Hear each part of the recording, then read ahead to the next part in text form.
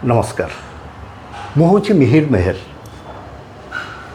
अनेक मत जानी हुए तो चिन्ह ना मोर आउ गोटे परिचय अच्छी से हूँ मो स्वभाव कवि गंगाधर मेहर प्रपौत्र बा अणनाती।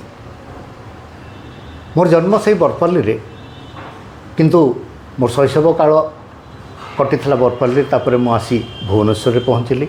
बापा चाकरी करते ओडिशा सेक्रेटेरिएट रे। आम 1955 मसीह भुवनेश्वर आसी से मोर जीवन ये आरंभ होती। मोर शैशव मोर कैशोर एवं यौवन तथा मोर सबकि ये मोर शेष मोर कर्मभूमि है कटक। कटक रु भुवनेश्वर एवं संबलपुर यही तीन भितर मु दूरदर्शन रे चाकरी करी। अवसर नेली 2011 मसीह तापर मु भाविली जे एते दिन मीडिया रे काम कला परे एवं मीडिया पई आउ किछि करिवार कहीं एतेटा मोर आग्रह जन्मिला नहीं। तेणु मु आमर जो स्वभाव कवि गंगाधर मेहर नाम रे नामित जो आमर फाउंडेशन टी गंगाधर मेहर प्रतिष्ठान अच्छी तार मु वर्तमान अध्यक्ष अच्छी। एवं मु भाविली बोधे गंगाधर मेहर प्रतिष्ठान पई जदि आमे किछि करि परिबा गंगाधरन को पई जदि आमे तांकर रचना गुड़िक आहरी इंग्राजी रे हिंदी रे एवं विभिन्न भाषा रे सेटा अनुदित किपरि हबो जोटा कि आमर अनुष्ठान मुख्य लक्ष्य। आम सरकार को सहित भी कथबार्ता आम करुचु सेगुड़िक विभिन्न भाषार अनुदित हेले हुए तो गंगाधर केवल भारत नुहे आमर आंतर्जातिक स्तर में मध्य से परिचित लाभ करेंगे। आज गंगाधर सौभाग्यवशत तांकर मृत्युर 100 वर्ष पदार्पण करछंती। गंगाधर श्राद्ध शतवार्षिकी पालित हो चलित वर्ष सी मृत्यु लाभ करते 1924 मसीहा एप्रिल मास 4 तारिख रे चैत्र अमावास्या।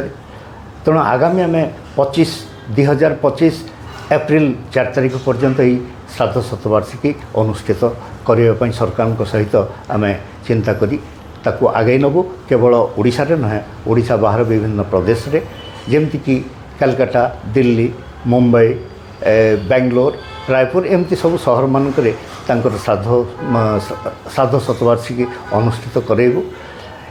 ता छड़ा जदि हब आम ताको अमेरिका एवं विभिन्न भारत बाहर तांकर भी आम श्राद्ध सब करने चिंता करुचु। केवल श्राद्ध सब या छड़ा आमे चाहूँ जे तांकर जो फाउंडेशन आमर बरपाली रही जन्मस्थान रे आमर हेड ऑफिस एवं सेठी रही गोटे ग्रंथागार व्यतीत आमर गोटे रिसर्च सेंटर भी रही। गंगाधर को ऊपर जो माने रिसर्च करेंगे सामान को आमे जानिया सुजोग देव एवं ताहार मुख्य स्टेट रो जो शाखा सेटा अच्छी भुवनेश्वर मध्य आमे गंगाधर मंडप नाम गोटे मंडप आमे चिंता करूँ जोटा कि सरकार को आमे मागिछु से किछि जमी एवं तांकर मंडप निर्माण करने पई साहाय्य सेगुड़ाक आमर प्राप्त हेले हुए तो गंगाधर जो प्रचार प्रसार आमे आहुरी उन्नत धरणर एवं एठी भी आमे ग्रंथागार भी सृष्टि करिपारिबु एठी भी म्यूजियम करिपारिबु एवं तांकर प्रचार प्रसार पई आमे निश्चित आगभर हेबु। स्वभाव गंगाधर मेहरंकर दी पुओ थिले बड़ अर्जुन एवं सान कविपुत्र भगवान मेहर। अर्जुन 12 बयस मृत्यु लाभ करथिले एवं भगवान मेहरंकर जो परिवार सेटा आज गोटे विराट बटवृक्ष रे परिणत होइछि एवं तांकर भगवान मेहर कविपुत्र भगवान मेहरंकर 4 पुओ थिले एवं गंगाधर नाँ देइथिले पूर्णचंद्र माने फुल मून। से हिसाब रे पूर्णचंद्र नवीन चंद्र विनोद चंद्र एवं किशोर चंद्र।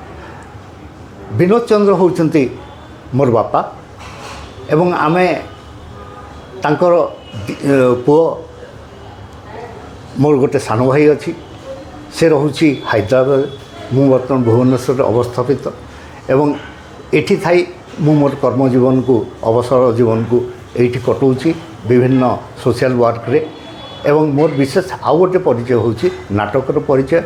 मु जन नाट्य निर्देशक नाट्यकार एवं आमर संस्था अच्छी इंटरनेशनल थिएटर। तार भी सौभाग्य जे वर्ष होची सुवर्ण जयंती वर्ष ଦେଖନ୍ତୁ ଯେତେବେଳେ ଆମମାନେ ସଂସ୍ଥା ଆରମ୍ଭ କରିଥିଲୁ 1975 ମସିହାରେ, ସେତେବେଳେ ଦୁଇ ଜଣ NSDN ଏଇ ଓଡ଼ିଶାକୁ ଆସିଥିଲେ। ସେ ମଧ୍ୟ ସଂଜ୍ଞାନ ଡ୍ରାମା ଡିଭିଜନର ମ୍ୟାନେଜର ହିସାବରେ ଥିଲେ ଗୋବିନ୍ଦ ଗୁପ୍ତା ଏବଂ ତାଙ୍କ ସ୍ତ୍ରୀ ବିଜୟା ଗୁପ୍ତା। ଏଇ ଦୁଇ ଜଣ ଆରମ୍ଭ କରିଥିଲେ ଇଣ୍ଟରନ୍ୟାସନାଲ୍ ଥିଏଟର ଏବଂ ଆମମାନେ ସେତେବେଳେ ନାଟକର ଛାତ୍ର ଥିଲୁ। ମୁଁ ସଙ୍ଗୀତ ମହାବିଦ୍ୟାଳୟର ପ୍ରଥମ ବ୍ୟାଚ୍ର ଛାତ୍ର ନାଟକ ବିଭାଗର, ଏବଂ ସେଠି ମୋର ଏମାନଙ୍କ ସାଙ୍ଗରେ ପରିଚୟ ହେଲା ପରେ ସେଇ ସଂସ୍ଥା ସାଙ୍ଗରେ ମୁଁ ଫାଉଣ୍ଡର ମେମ୍ବର ଭାବରେ ମୂଳରୁ ରହିଆସିଛି। ଏବଂ 1978 ମସିହାରେ ସେ ଯେତେବେଳେ ପୁଣି ତାଙ୍କର ବଦଳି ହୋଇଗଲା, ସେ ଫେରିଗଲେ ଦିଲ୍ଲୀ, ସେତେବେଳେ ସେ ମୋତେ ଦାୟିତ୍ୱ ଦେଇଥିଲେ ଏବଂ 78 ମସିହାରୁ ଏଯାବତ୍ ମୁଁ ସେଇ ଇଣ୍ଟରନ୍ୟାସନାଲ୍ ଥିଏଟରକୁ ମୋର ଯେଉଁ ମୁଖ୍ୟ ଉଦ୍ଦେଶ୍ୟ ଥିଲା ଆମମାନଙ୍କର ଯେ ନାଟ୍ୟ ଆନ୍ଦୋଳନ, ସେ ନାଟ୍ୟ ଆନ୍ଦୋଳନକୁ ଭିତ୍ତି କରି ଆମମାନେ ଏଠି ଆରମ୍ଭ କରିଛୁ।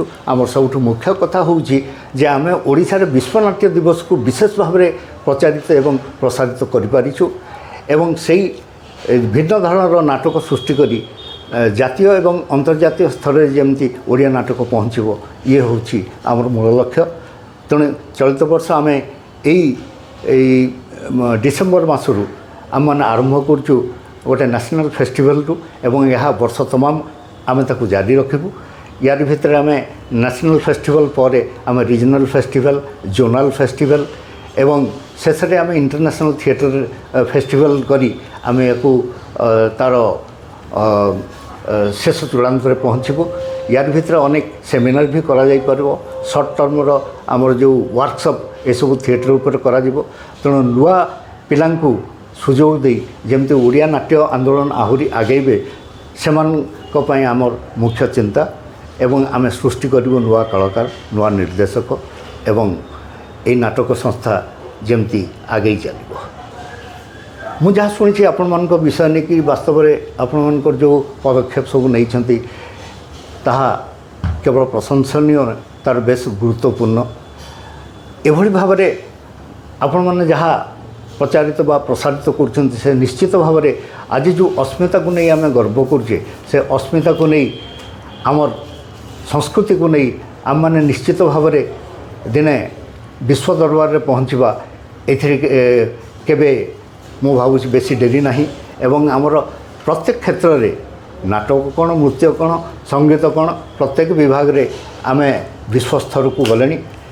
ଏବଂ ଆମର ଯଦି ନିଜର ଯେଉଁଟାକୁ କହୁଛେ ଅରିଜିନାଲ୍ ପ୍ଲେ, ଯେଉଁଟାକି ଇଣ୍ଡିଆନ୍ ପ୍ଲେ, ତାକୁ ଯଦି ଆମେ ମୁଖ୍ୟତଃ ଗୁରୁତ୍ୱ ଦେବା, ତାହେଲେ ନିଶ୍ଚିତ ଭାବରେ ଆମେ ବିଶ୍ୱ ଦରବାରରେ ଆଜି ନହେଲେ ବି କାଲି ନିଶ୍ଚିତ ଭାବରେ ଆମେ ସୁନାମ ଅର୍ଜନ କରିବା ଏବଂ ପହଞ୍ଚିପାରିବା। ଶେଷରେ ଏତିକି କହିବି ଯେ ଓଡ଼ିଶାରେ ଯେଉଁ ହଜିଯାଉଥିବା ଆମର ପରମ୍ପରା, ଆମର ସଂସ୍କୃତି ଏବଂ ଆମର ଐତିହ୍ୟ, ତାକୁ ଯେଉଁ ଗୁରୁତ୍ୱ ଦେଉଛନ୍ତି ଆମର ଓଡ଼ିଶା ବ୍ଲକ୍ସ ଅଫିସିଆଲ, ତାକୁ ନିଶ୍ଚିତ ଭାବରେ ମୁଁ ପ୍ରଶଂସା ନ କରି ରହିପାରୁନି। ତାଙ୍କର ଭୂମିକା ବହୁତ ଗୁରୁତ୍ୱପୂର୍ଣ୍ଣ। ସେ ଏ ଦିଗରେ ଅନେକ ବାଟ ଆଗେଇଛନ୍ତି, ଆହୁରି ସେ ଆଗକୁ ଯାଆନ୍ତୁ ଏବଂ ଆମର ହଜିଯାଉଥିବା ସଂସ୍କୃତି ପରମ୍ପରାକୁ ନିଶ୍ଚିତ ଭାବରେ ସେ ରକ୍ଷା କରିପାରିବେ, ଏ ବିଶ୍ୱାସ ମୋର ରହିଛି।